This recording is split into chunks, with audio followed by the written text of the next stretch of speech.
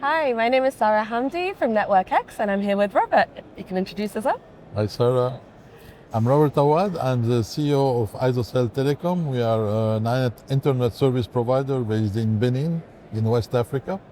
And this is my second time that I'm attending Network X. Amazing. So nice to have you here, Robert. Thanks for inviting me. No, of course. So first of all, I want you to tell us about your role as CEO in ISOCEL Telecoms, Yeah. and what does it do in the telecommunications industry? Okay. I'm the founder and also the main promoter of ISOCEL Telecom, which is the first private IFP in Benin who deployed wireless local loop. So the idea is to fulfill a gap that was at this time back in 2008. We only had DSL at that time, and there was a need for connectivity beyond the telephone lines. So that's where we created our wireless network and start deploying our wireless access network and our base station, and we started it from there up to 2017 when we started migrating our customers to a fiber network, which we built since 5 years now. And now we are planning to do the second phase of the network after finalizing the phase one. The phase one covers the capital city of Benin, Cotonou, all the districts. And now we are planning to deploy it to cover the surrounding areas and the suburbs. Oh, that's incredible. And what trends are you currently seeing in telecommunications that are creating new opportunities or challenges in companies like ISOCEL? Yeah.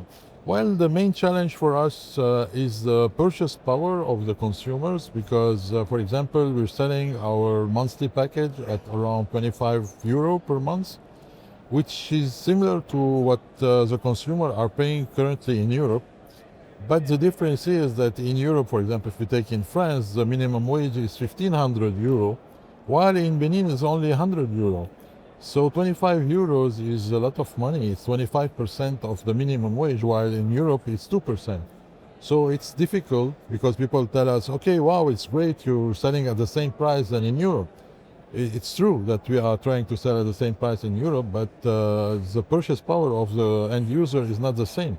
So we really need to work on a solution where we can bring our cost very low in order to fulfill the capacity, the buying capacity of the end user.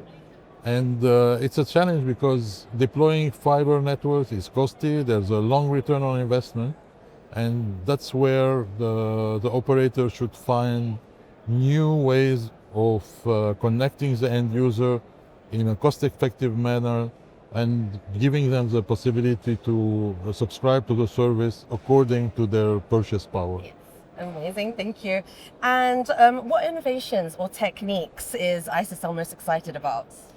Well, you know, there are many things that are happening with AI that is facilitating or will be facilitating the life of an operator, gathering the data, treating the data, analyzing the data, and see how with the AI you can, provide a better service based on all the data that you were able to collect, and how you can use and manipulate this data in order to enhance your customer support, enhance your statistics. And yes, that's really innovative, and it's becoming a real trend. Yeah, Yes. I think everyone's talking about AI Exactly. right now. Exactly. Amazing. And how is ISOCEL positioned in the current telecommunications market?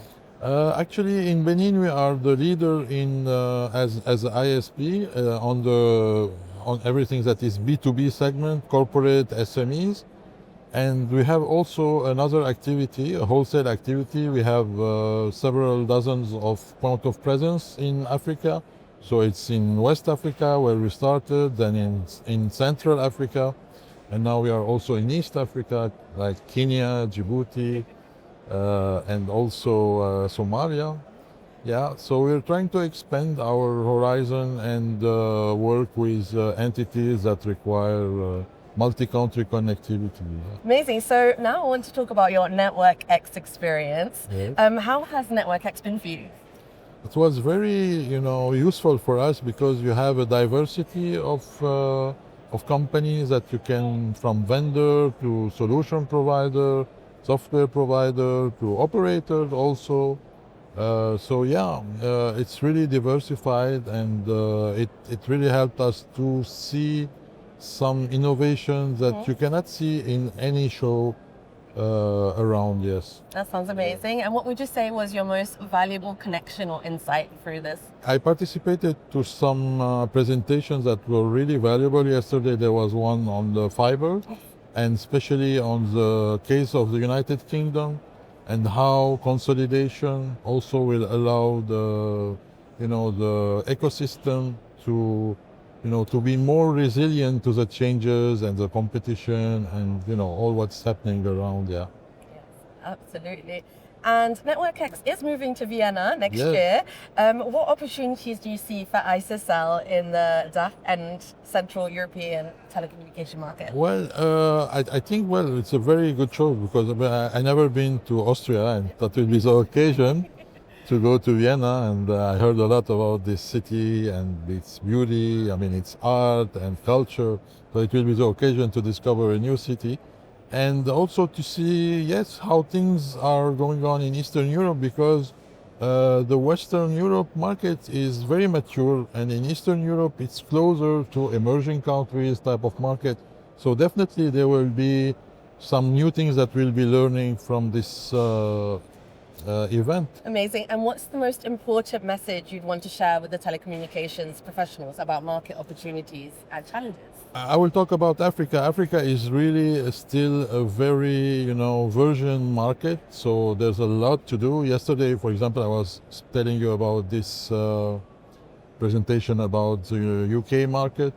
We're talking about like millions of subscribers, where we talk about thousands of subscribers. So you see, for example, a country like Nigeria, where we have 300 million population, and you have approximately 300,000 fiber households that are connected to the fiber. So there is still a lot of room to grow. So I think that the African continent is the future, and there's a lot of investment to do. Of course, it cannot be the same as in a very mature and a westernized country. But it's coming there. I mean, there's a middle class that is growing on yearly basis, and definitely there's a lot to do on the continent. Sounds like a lot of opportunities. There is. Yes. Thank you so much, Robert. It was a pleasure speaking to you. Thank you, Sarah. We look forward to seeing you guys in Vienna. Exactly. See you next year in Vienna.